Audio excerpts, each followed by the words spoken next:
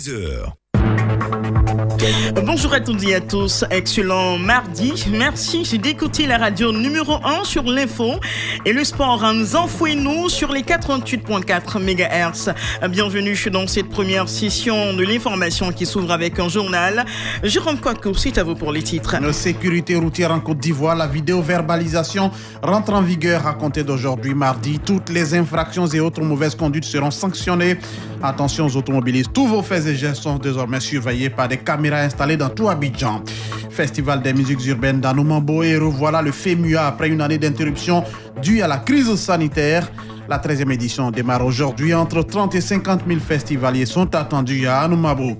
Et puis en Guinée, après le coup d'État, les putschistes promettent la mise en place d'un gouvernement d'union nationale chargé de conduire une période de transition politique.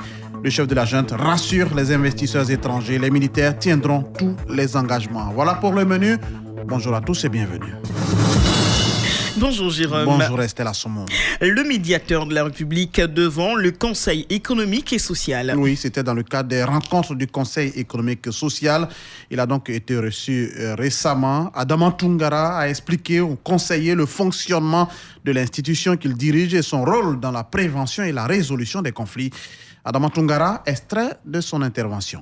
Le médiateur de la République connaît, outre les plaintes pour dysfonctionnement de l'administration, des litiges opposant des personnes privées, physiques ou morales, à des communautés urbaines ou rurales. Il a ainsi pour mission le règlement des conflits communautaires liés principalement à des problèmes fonciers ou de chefferie traditionnelle. Dans l'exercice de cette mission, le médiateur de la République dispose présentement de 12 délégations régionales et de 107 comités de veille.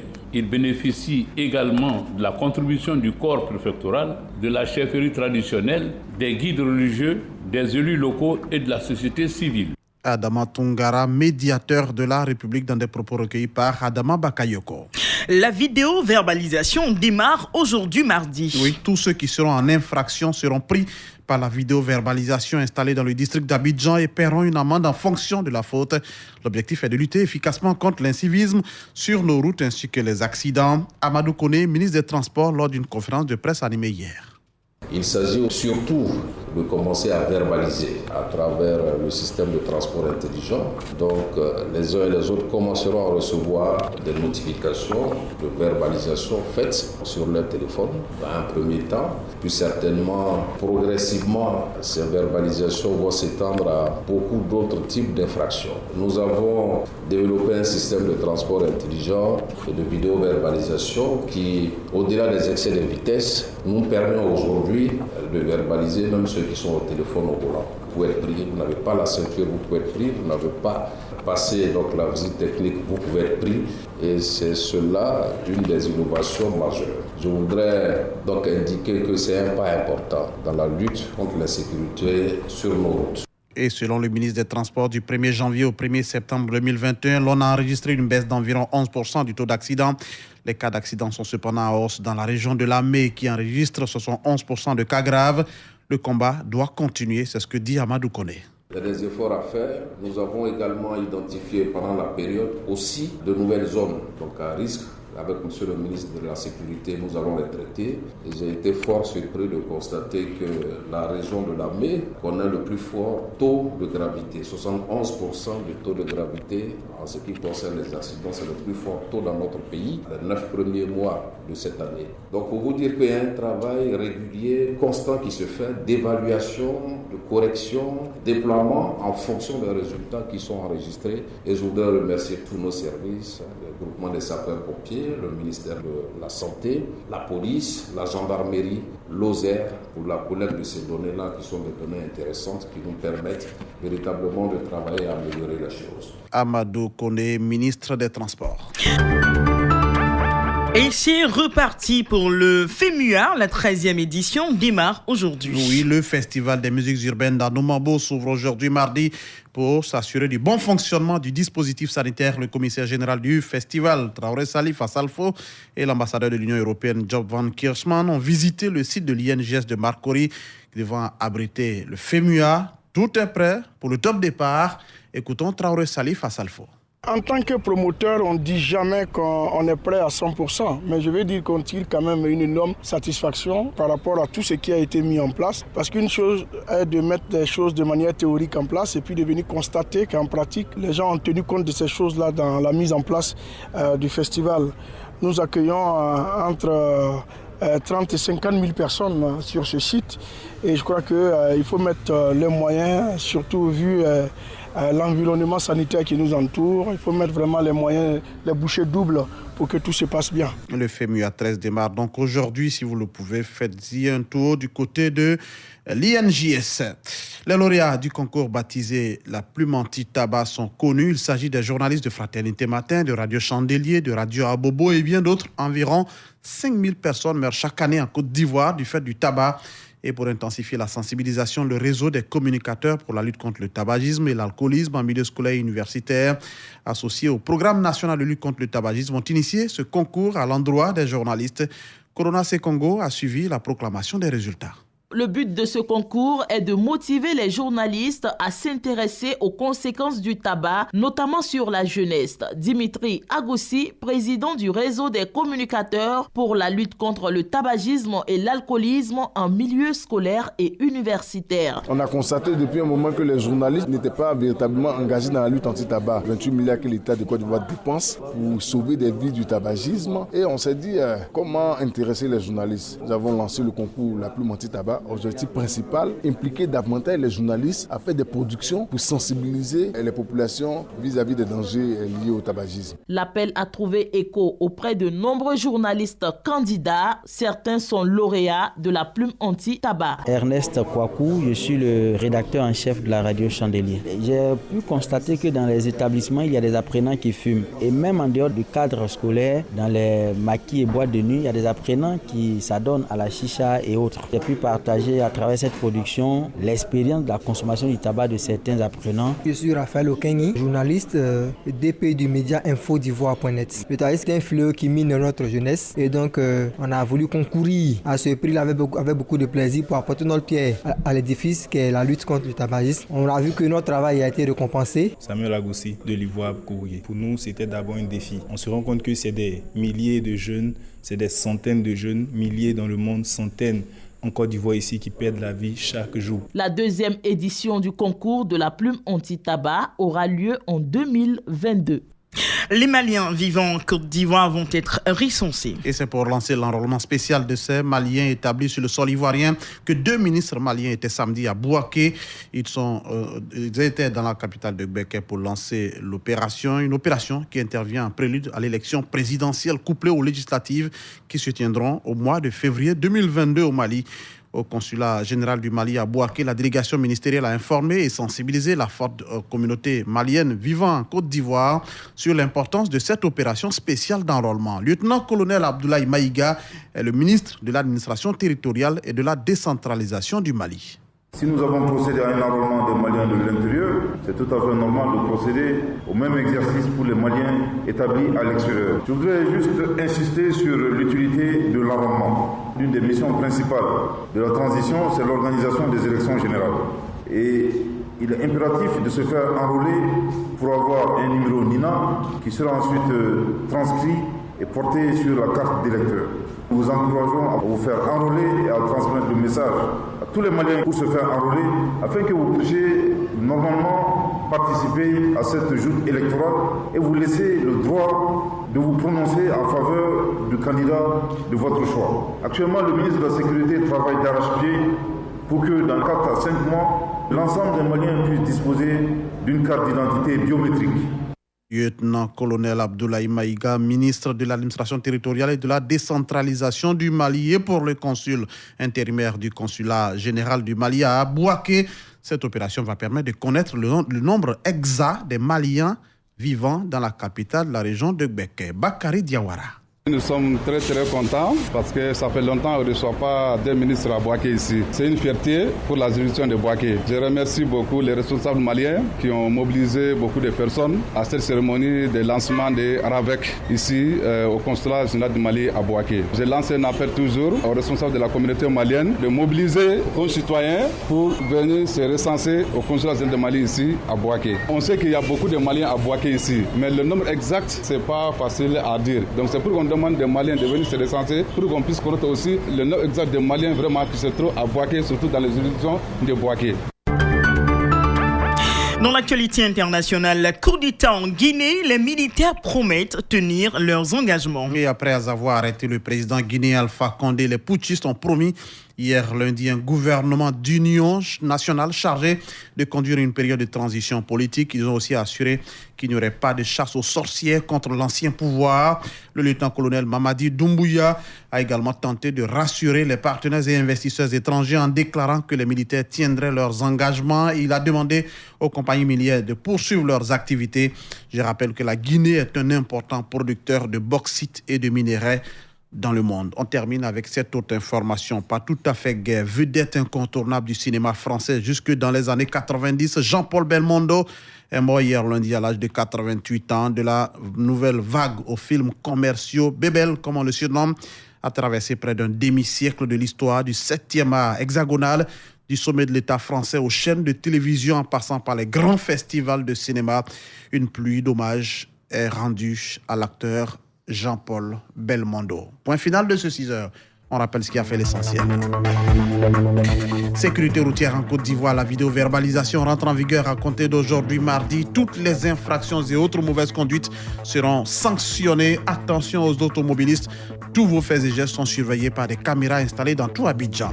Et puis, Festival des musiques urbaines d'Anoumabo. Et revoilà le FEMU après une année d'interruption due à la crise sanitaire. La 13e édition démarre aujourd'hui. Entre 30 et 50 000 festivaliers sont attendus à Marcoria, Anoumabo. Merci à vous, Jérôme Kako. 6h11. Madame, Messieurs, c'était le premier journal de la journée présenté par Jérôme Kako. Je le disais à l'instant que vous retrouverez à 7h pour un autre temps fort de l'information. Mais avant, à 6h30, il sera là pour vous livrer les grands titres de l'actualité. À suivre à 6h20, l'invité du jour. Notre invité pour aujourd'hui, Monsieur Yeo Pefougne Abraham, coordonnateur du projet d'amélioration de la prestation des services éducatifs. Il sera au micro de Sie Kwasi. Mais tout de suite, le journal des sports. La grande matinale sur Radio Côte d'Ivoire. Numéro 1 sur l'info et le sport.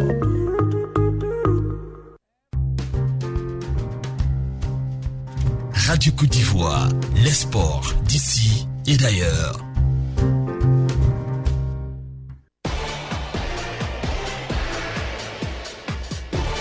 Le journal des sports. Serge Dacoury. Bonjour à vous, Serge. Bonjour, Miss Adassa. Mesdames, Messieurs, bonjour.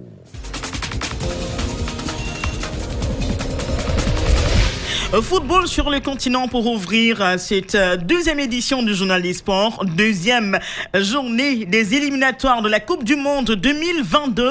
Les éléphants ont battu hier lundi les Lions indomptables du Cameroun. Le stade olympique Alassane Ouattara d'Ebimpe a abrité hier lundi effectivement cette deuxième journée de la Coupe du Monde et des éliminatoires Zone Afrique avec comme affiche une affiche de finale. Lions indomptables du Cameroun en déplacement ici à Abidjan et face aux éléphants de Côte d'Ivoire. Après un nul blanc obtenu vendredi dernier à Maputo, les éléphants étaient dans l'obligation de se racheter avec une victoire face à un adversaire de taille. La bande à Pratis Baumel a réussi ce pari. Première mi-temps parfaite avec un doublé de l'attaquant de l'Ajax d'Amsterdam, Sébastien Haller. Ensuite, en deuxième mi-temps, les Camerounais ont réduit le score par un penalty. Succès. 2-1 pour la Côte d'Ivoire qui se relance dans ce groupe D avec en 2 matchs, 4 points. Un match nul et une victoire obtenue face aux Lions indomptables. Après ce match, donc, le buteur providentiel des éléphants, Sébastien Haller, s'est exprimé au micro de Radio Côte d'Ivoire. On sait tous qu'en Afrique, c'est compliqué d'ouvrir le score et voilà. Aujourd'hui, ça finit à 2-1. Il y a beaucoup de scores qui sont amenés à être seulement d'un but d'écart. Donc, on sait que le premier but est le plus important. Et bien évidemment, le fait de marquer ce penalty met en confiance toute l'équipe, moi le premier. Et ça amène à créer des occasions, à être beaucoup plus confiant pour amener le second but. Donc, je pense que oui. Il est clair que la pelouse n'est pas forcément de très bonne qualité. Malheureusement, pour les joueurs, ça s'en fait sentir. Que ce soit dans l'intensité du match ou dans la circulation de balles, c'est pas toujours simple. Et donc, d'où l'importance de marquer le premier but qui amène beaucoup de confiance et qui fait en sorte qu'on puisse plus protéger notre but. Mais voilà, je pense que le Cameroun comme la Côte d'Ivoire sont des équipes qui savent jouer au ballon. Donc, on va dire que ça nous dessert en tout cas dans ce système-là. Satisfait de ce résultat, le ministre Dao Paulin a également donné ses sentiments. Vous avez vu qu'ils ont donné le meilleur d'eux-mêmes. Ils ont fait une prestation impeccable. Les 3 points sont assurés et s'ouvre pour nous la marche victorieuse vers la qualification pour le mondial. Cette deuxième journée également a eu des résultats suivants. À part Côte d'Ivoire-Cameroun, il y a eu Afrique du Sud face au Ghana. Les Bafana ont pris le meilleur à Pretoria sur les Black Stars du Ghana 1-0. Djibouti s'est effondré à la maison, battu lourdement par le Niger 4-0. Le Mali et l'Ouganda se sont neutralisés 0-0. Aujourd'hui, la poursuite de cette deuxième journée avec des affiches importantes. Malawi-Mozambique, cela concerne la poule de la Côte d'Ivoire dans le groupe D. Et puis Burkina Faso qui reçoit à Ouagadougou le tenant du titre, le champion d'Afrique en titre, les Fennecs d'Algérie. Et il y aura un certain Tanzanie-Madagascar. En Europe également, on jouera bien entendu ces éliminatoires de la Coupe du Monde. La France, actuellement en difficulté après 5 matchs nuls, reçoit ce soir à 19h à Lyon la Finlande, pendant que dans le même groupe D, la Bosnie croisera le fer avec, bien entendu, le Kazakhstan.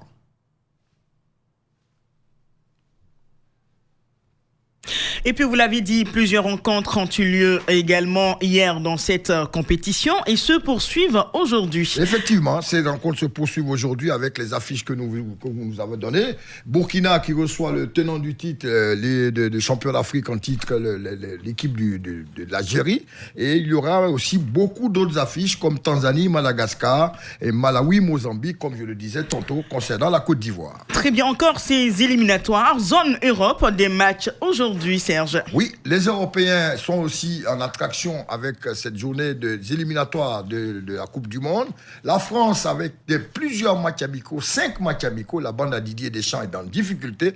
Sans Kylian Mbappé blessé, la France reçoit ce soir à Lyon l'équipe de Finlande. Au même moment, dans ce même groupe D, la Bosnie de Edwin Dzeko, l'attaquant de l'Inter de Milan, sera face au Kazakhstan. Et puis sport mécanique en Inter, Formule 1, Max Verstappen est sorti vainqueur dimanche dernier au Grand Prix des Pays-Bas. Sur cette terre dimanche dernier, avec 70 000 tifosi, 70 000 spectateurs néerlandais à sa cause, Max Verstappen est sorti vainqueur sur le circuit de Van Voorst au volant de sa Red Bull, devançant Lewis Hamilton, le champion du monde en titre, et Valtteri Bottas. Tous les deux sont de l'écurie Mercedes. Avec cette victoire, le néerlandais Max Verstappen reprend la première place au classement pilote général avec 3 points d'avance sur Lewis Hamilton. Sport de combat en local pour finir, Serge Dacoury, la saison en Muay Thai s'est achevée le week-end dernier. Oui, la Fédération ivoirienne de Muay Thai et discipline assimilée a organisé dimanche dernier son championnat national de la saison 2021 dénommé Coupe Bonniyen Sowantanda au Hall 1 du Palais des Sports de Treichville. Ce sont au total 12 athlètes issus de 6 catégories, soit 6 finales de combats très acharnés qui ont meublé le ring. Voici donc les noms des vainqueurs de ces combats. Konaté Ismaël est sorti vainqueur dans la catégorie 55-60 kg. Soro Drissa également dans la catégorie 60-65 kg. Doumia Ali dans la catégorie 65-70 kg. Touré Bazoumana dans la catégorie 75-80 kg. Sankara Abdul Razak dans la catégorie 80 kg. Doudou Karim dans la catégorie de plus de 91 kg. Au terme de ce championnat national, Béla Arthur, président de la Fédération ivoirienne de Muay Thai et discipline nationaliste associée, a fait le bilan au micro de Radio Côte d'Ivoire. On a commencé le championnat national et les éliminatoires ont eu lieu le 7 août. On a sélectionné les meilleurs boxeurs pour la phase d'aujourd'hui. Aujourd'hui, on se rend compte que les boxeurs ivoiriens progressent beaucoup. parce qu'il y a beaucoup plus de technique. Les jeunes athlètes ont pris conscience. Je pense que c'est dû aussi au fait que le Muay Thai est devenu olympique. Ça doit être ça, je pense, qui les motive. Et on voit que le niveau monte. Bilan, je peux dire qu'il est positif, sauf que on prépare le mois prochain un mini-championnat d'Afrique avec la Fédération internationale de Muay Thai. Ainsi prend fin donc ce deuxième journal des sports sur Radio Côte d'Ivoire. Merci beaucoup Serge Diakouri, on vous souhaite une excellente journée. Pareillement à vous. Et puis, prochain rendez-vous des sports, 7h30. Fernand Kouakou sera avec nous pour conduire la matinale des sports.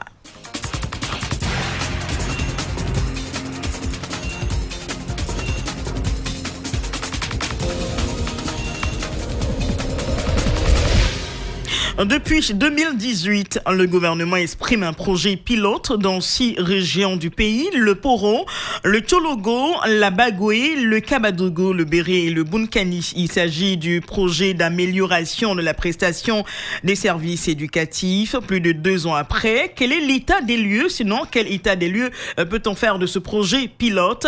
Pour en parler, Sikwasi reçoit monsieur Yeo Pefougne Abraham. Il est le coordonnateur de ce projet. L'invité du jour.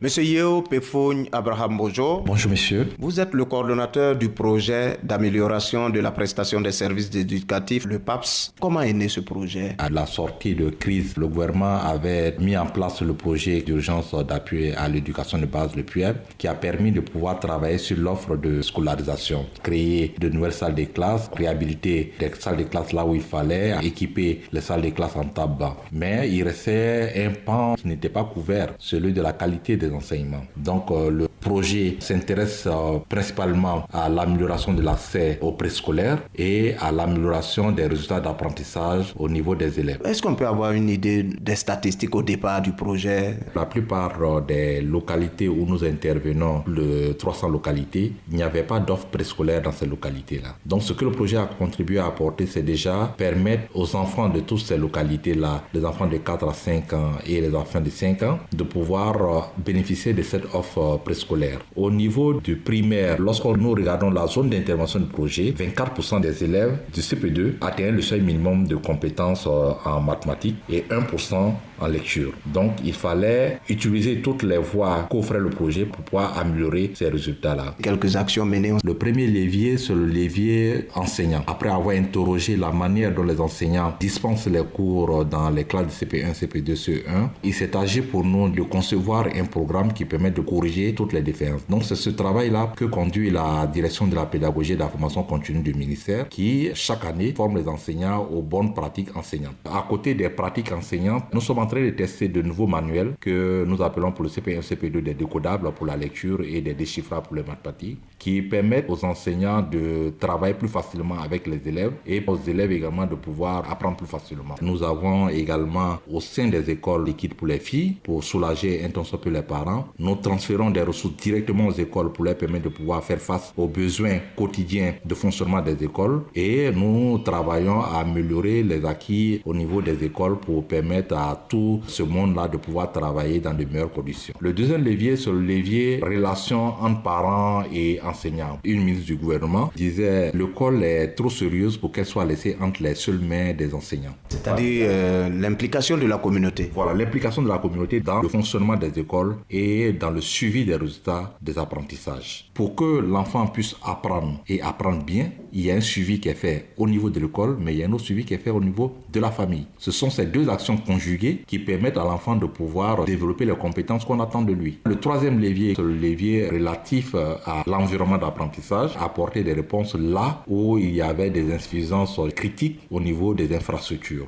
Nous réalisons des points d'eau pour éviter que la corvée d'eau occupe les élèves et qu'ils viennent soit en retard ou bien qu'ils soient obligés de quitter les classes pour satisfaire les besoins de la famille. Les premiers résultats sont assez prometteurs. En 2020, là où on était à 24% pour les mathématiques, nous sommes passés à 40%. En lecture-écriture, là où on était à 1%, on est passé à 30%. C'est dire qu'il y a une amélioration au niveau des acquis des élèves de CP1 pour la première année et ensuite CP2. Et à partir de cette année scolaire, nous serons au CE1 et on espère que ces 3 cohortes-là pourront aller en améliorant davantage leur score et leurs résultats. Les résultats que vous affichez sont plus ou moins satisfaisants parce qu'on sait d'où on est parti. Nous venons de rentrer d'une mission dans le Poro, le Kabadougou, le Béré. La mayonnaise est en train de prendre au niveau de l'approche PAPS. On a même vu des innovations. L'approche PAPS est en train d'introduire cette année la classe du CE1 au niveau des décodables et des déchiffrables. On a vu aussi le pré-primaire où l'enfant va passer juste une année pour accéder au CP1. La rentrée, c'est dans quelques jours. Le PAPS n'aura pas du tout de repos. D'autres missions se préparent. Comment consolider ces acquis? C'est une tâche quotidienne. Nous avons entamé la formation des enseignants de CP1, CP2, CE1. Nous en avons encore pour 2 semaines. Nous avons également la formation de la chaîne d'encadrement pédagogique au niveau du coaching, qu'assure le ministère, avec à sa tête Madame le ministre. Il est important qu'à la rentrée, les parents et les enseignants puissent se rencontrer pour tirer les leçons de l'année écoulée, se fixer des objectifs et régulièrement au cours de l'année pouvoir se rencontrer pour faire le bilan et se fixer de nouveaux objectifs parce que bon nombre de parents ne suivent pas leur enfant à l'école. Les parents reprochent aux enseignants un fort taux d'absentéisme, des retards et pour certains enseignants qui ne dispensent pas de cours bien qu'ils soient présents en classe. Donc ce exercice ça permet aux uns aux autres de pouvoir interroger les uns les autres et surtout d'avoir une autocritique interne entre acteurs du système éducatif local. Les directeurs centraux pour ce qui concerne le niveau central et en région, les DREN, les IEP, les conseils pédagogiques, les enseignants eux-mêmes, les instituteurs, c'est un engagement dans lequel chacun doit s'investir pour qu'on puisse préserver ces acquis-là. Monsieur Yeo Abraham, merci. C'est nous qui vous remercions.